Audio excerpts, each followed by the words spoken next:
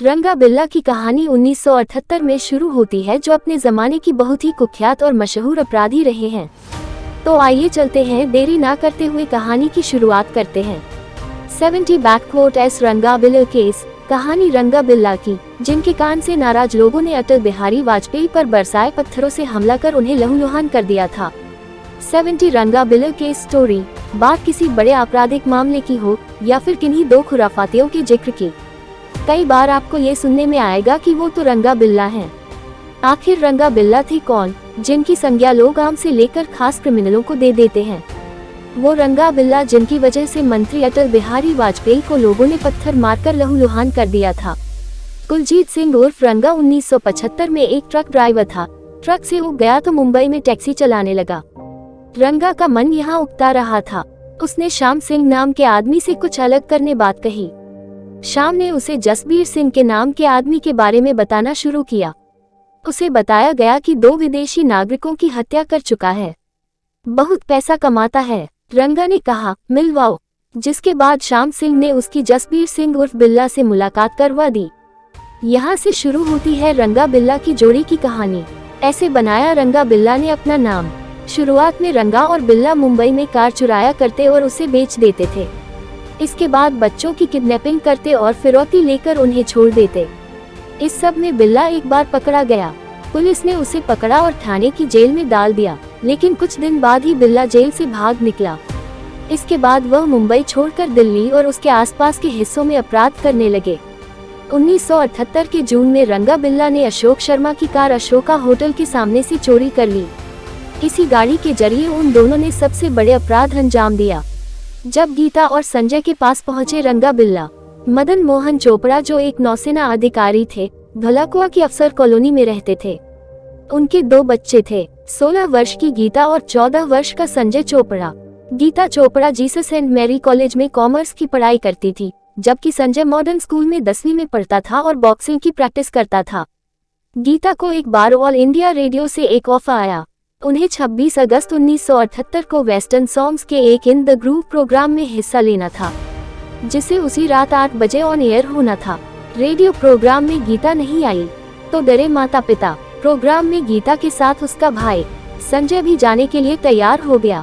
दोनों घर से निकले। कॉलोनी के ही एक व्यक्ति ने उन्हें लिफ्ट दी और गोल डाकखाना छोड़ दिया। इस जगह से आकाशवाणी केंद्र थोड़ी ही दूरी पर था। गीता और संजय टैक्सी के इंतजार में सड़क किनारे खड़े थे। तभी रंगा बिल्ला पीले रंग की फिएट कार लेकर पहुंचे और लिफ्ट देने के बहाने दोनों को बिठा लिया। घर में बैठी माँ रोमा चोपड़ा ने 8 बजे रेडियो खोला तो वहाँ गीता को छोड़कर सभी की आवाज आ रही थी। उन्हें लगा कि शायद प्रोग्राम कैंसिल हो गया। उधर रंगा बिल्ला की नजर आपस में मिली और आंखों में ही इशारा हो गया, जिसके बाद गाड़ी आकाशवाणी के बजाय दूसरे रास्ते पर मोड़ दी गई।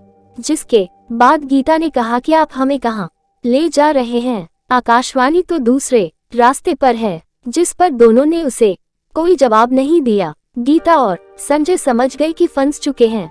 उन्होंने गाड़ी को रुकवाने की कोशिश की। बिल्ला ने धारदार हथियार से संजय के कंधे और हाथ पर हमला कर दिया। भीड़ वाले इलाके में रुकी गाड़ी तो संजय चिल्लाने लगा। संजय चोपड़ा की शर्ट खून से सन चुकी थी। गीता गाड़ी चला रहे रंगा के बाल पकड़कर खींचने लगी। रंगा हाथ छुड़ाने की कोशिश कर रहा था। वो एक साथ से गाड़ी चला रहा था और दूसरे से गीता के हाथों पर जोर जोर से वार कर रहा था। गाड़ी शंकर रोड के भीड़ वाले इलाके में रुकी। संजय ने शीशे से मुंह सटाकर जोर जोर से चिल्लाना शुरू कर दिया। संजय की आवाज भगवान दास ने सुनी।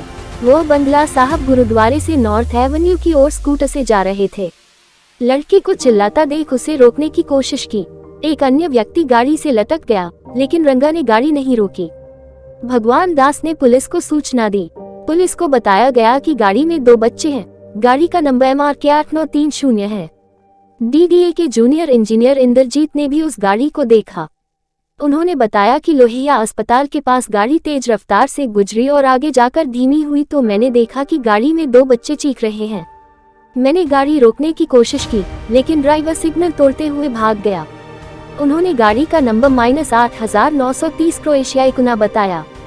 पहले संजय की जान ली, फिर गीता का किया रेप। रंगा बिल्ला गाड़ी भगाते हुए रिज इलाके में पहुंचे।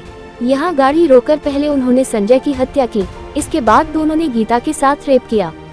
बलात्कार के बाद रंगा गीता को उसके भाई की लाश की तरफ ले जा रहा था, तभी पीछे से बिल्ला ने तलवार निकाली और गीता की गर्दन पर वार कर दिया, जिससे गीता की मौके पर ही मौत हो गई। इसके बाद उसकी लाश को उठाया और सड़क किनारे फेंककर भाग निकले। 30 गाड़ियों से 140 पुलिस वालों ने की तलाश। 9 बजे पिता आकाशवाणी के कार्यालय पहुंचे। अंदर गए तो पता चला गीता और संजय यहाँ पहुंचे ही नहीं। मदन चोपड़ा भागकर धौलकुआं थाने पहुंचे, पुलिस से शिकायत की, लेकिन पुलिस के पास पहले ही 2 बच्चों के अगवा होने की शिकायत पहुंच चुकी थी। उस वक्त के एसएचओ गंगा स्वरूप ने कोई कार्रवाई नहीं की। चोपड़ा से थाने के ही हरभजन सिंह ने कह दिया कि ये मामला हमारे थाना क्षेत्र के अंतर्गत नहीं आता, बल्कि मंदिर मार्ग पुलिस स्टेशन में आता है, इसलिए वहां शिकायत करें। चोपड़ा के ही समर्थन में नौसेना के कई और अधिकारी थाने पहुंचे। पुलिस ने अगवा करने का मामला दर्ज किया और तलाश शुरू की। करीब 140 पुलिस वाले 30 अलग अलग गाड़ियों से दिल्ली के हिस्सों में बच्चों की खोज कर रहे थे। कहीं सुराग नहीं लगा तो पुलिस ने जंगलों में जांच शुरू की। पूरा दिन पानी बरसा, इसलिए पुलिस का अंधेरे में चलना मुश्किल हो रहा था। पुलिस नहीं खोज पाए। हरियाणा पुलिस ने उस गाड़ी को खोज लिया। 27 अगस्त को हरियाणा और अब पुलिस ने भी जांच शुरू कर दी। उत्तराखंड, बिहार, मध्य प्रदेश के साथ राजस्थान की पुलिस भी गीता और संजय को खोजने में लग गई। हरियाणा पुलिस ने उस गाड़ी को खोजा जिसे सबसे पहले भगवान दास ने देखा था। ट्रांसपोर्ट विभाग ने बताया कि -8930 क्रोएशियाई कुना नंबर की गाड़ी के मालिक रविंदर गुप्ता हैं, लेकिन वह गाड़ी एक चरवाहे ने देखी गीता की लाश। 29 अगस्त को एक चरवाहे को लाश दिखी। उसने पुलिस को सूचना दी। दिल्ली पुलिस तुरंत पहुंच गई। सड़क से महज 5 मीटर दूर पड़ी लाश को बाहर निकाला। आसपास सर्च शुरू किया तो 50 मीटर की दूरी पर एक और लाश मिली। पुलिस अधिकारी मदन चोपड़ा को लेकर वहां पहुंचे। मदन ने देखते ही पहचान लिया। उनके मुंह से आवाज ही नहीं निकल रही थी। पुलिस वालों ने उन्हें संभाला। पोस्टमार्टम रिपोर्ट से पता चला कि गीता के शरीर में 5 और संजय के शरीर में 21 गहरे घाव थे। दिल्ली छोड़कर मुंबई भागे रंगा बिल्ला, फिर आगरा आए। रंगा बिल्ला 8 सितंबर 1978 को कालका मेल के उस डिब्बे में चढ़ गए जिसमें सारे फौजी भरे थे। उनसे सवाल जवाब किया तो धौंस दिखाने लगे। आर्मी के ही एक अफसर लांस नायक एवी शेट्टी ने पिछले दिनों इनकी फोटो अखबार में देखी थी। उन्होंने इन्हें पहचान लिया। तुरंत पुलिस को सूचना दी और इन्हें गिरफ्तार करवा दिया।